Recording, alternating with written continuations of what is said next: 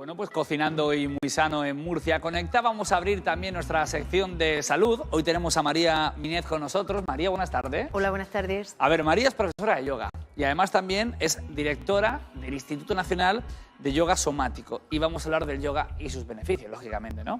Una práctica importada de la India y las técnicas ayudan a conectar el cuerpo y la mente. Vamos a conocer su historia y también la historia pues, de un joven como, por ejemplo, Álvaro, 22 años, que se inicia en esta práctica. Y ahora le preguntamos por mucho más.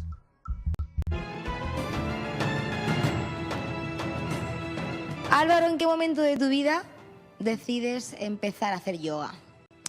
Bueno, yo sufría mucho de espalda y bueno, me lo recomendaron, yo venía mucho al fisio y llega el momento en que me recomiendan tanto mi entorno como mi fisio que ¿por qué no lo pruebo? ¿Tú tenías conciencia de lo que era el yoga? ¿Habías leído, sabías algo o era desconocido para ti? Lo típico que escuchas, pero lo relacionaba todo con algo muy hippie, por así decirlo. Nunca hubiera pensado que lo iba a practicar yo. Y desde que lo estás haciendo, ¿cómo te encuentras? Mucho mejor, la verdad. O sea, mi estado tanto corporal como mental, como si me controlase yo más a mí mismo. María, ¿por qué la importancia de cuidarnos tanto el cuerpo como la mente? Bueno, pues porque casi siempre o nos cuidamos el cuerpo o nos cuidamos la mente y evidentemente pues siempre hay alguna carencia, ¿no? Y entonces es bueno el aprender a integrar las dos cosas. Entonces el yoga ayuda a desarrollar la atención para tener un buen foco en las diferentes áreas de la vida para que podamos tanto cuidar nuestro cuerpo y nuestra mente como desarrollar otras cosas que nos apetezca hacer. ¿Cómo se consigue trabajar las dos cosas? Porque como decías, a veces solo nos centramos en el deporte para el físico y a lo mejor descuidamos el interior. ¿Cuándo se llega al punto, al clímax o al centro perfecto? La práctica de yoga es una práctica psicofísica. Muchas veces la persona no lo entiende porque hace el yoga de forma solo física, como si fuese deporte. Al hacer una práctica desde el cuerpo se accede a la autoobservación, ¿no? A desarrollar la conciencia sobre cómo te mueves, cuáles son tus patrones, cómo te sientes, cómo piensas. Entonces se puede mejorar la relación con el cuerpo desde generar cierta intimidad con la propia persona cuando se mueve en una práctica psicofísica. Bueno, pues teníamos a Peque Baldrich ahí con María, que a veces a Peque le hace falta relajarse. Pero te quiero preguntar precisamente por eso, ¿no? Porque hay mucha gente que a veces piensa que va ahí como que a relajarse 100%, pero ¿qué se trabaja en el yoga, ¿no? ¿O qué mito podemos desterrar? Sí. Pues ahora mismo en la actualidad, una de las cosas que sucede con la comercialización del yoga, con grandes, digamos, empresas, ¿no? Que hacen yoga, que muchas veces se queda solamente en un aspecto deportivo. O se queda en un aspecto de bienestar y de relajación. Entonces, ese aspecto solo de ir a solo relajarse o a trabajar físicamente, en muchas ocasiones no genera lo que es un aprendizaje.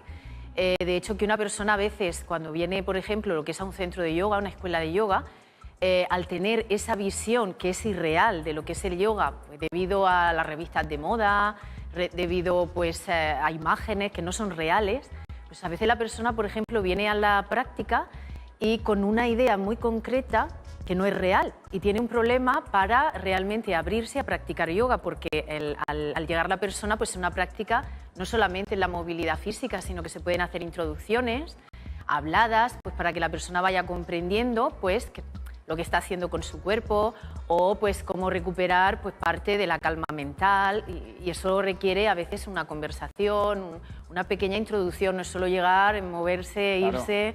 Estaríamos perdiendo una parte muy importante, primero de información y luego de estímulo sí. A todos los sentidos.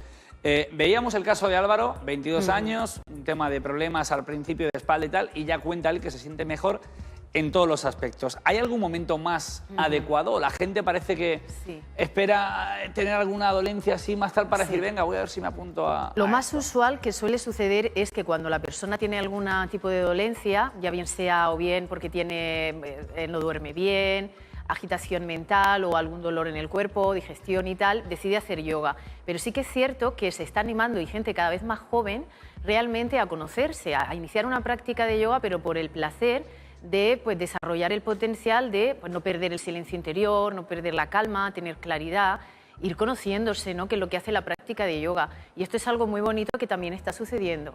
O sea, al final dijéramos que crecemos, no sé si emocionalmente o una estabilidad, o que no solo, como decías tú, es cuando uno va a una gran superficie, clase hoy de no sé qué, y entras, y claro, no se está incidiendo en lo que realmente es el yoga. Y no sé si el yoga somático incluye algo más, ¿no? Este somático que...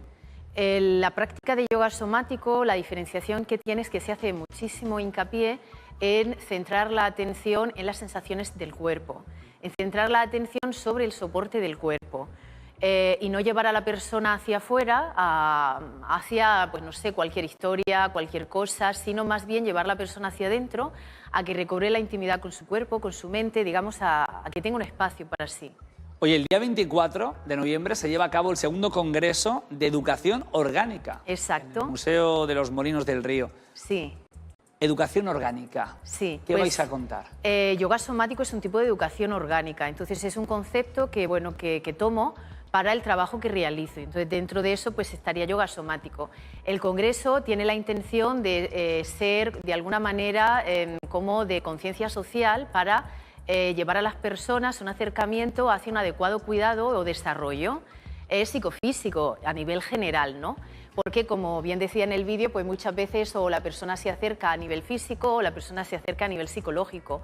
Existen muchos tabús, muchas barreras para que una persona realmente vaya a ir hacia adentro, porque incluso dentro de muchas de las técnicas que hay de autoconocimiento, desarrollo o de recuperación del silencio interior, muchas de ellas son superficiales y realmente el trabajarse, el conocerse, recuperar la autoconciencia es un proceso lento, es un proceso largo y requiere de un aprendizaje que la persona lo pueda digerir y lo pueda integrar poco a poco. Entonces no es nada, digamos, milagroso, es momentáneo. Está claro. Entre los ponentes, por ejemplo, está Cristina Reche, que es doctora en psicología, fue deportista de élite, actualmente es la entrenadora nacional de esgrima, ¿no? ¿Qué aporta ella, por ejemplo, al Exacto, Congreso? pues Cristina va a venir al Congreso y nos va a hablar acerca de la comunicación consciente.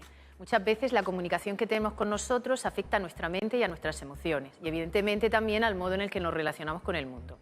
Para estar mejor, el aprender a saber conciliar nuestro propio diálogo interior nos va a ayudar a saber conciliar pues, con otras áreas de la vida, con el exterior y realmente desarrolla la claridad el tener una comunicación consciente interna para luego aplicarla hacia afuera. Entonces ella va a ir desarrollándolo, es un sistema que ya se desarrolló por otra persona y ella va a exponer cuáles son sus bases y cómo empezar a introducirlo. Pues será el día 24 de noviembre, como decíamos. María, muchas gracias por contarnos hoy lo que haces también y hacerlo de una forma, como decíamos, profesional, que eso siempre lo respetamos mucho. Un placer, ¿eh? Muchas gracias. Que vaya bien el Congreso.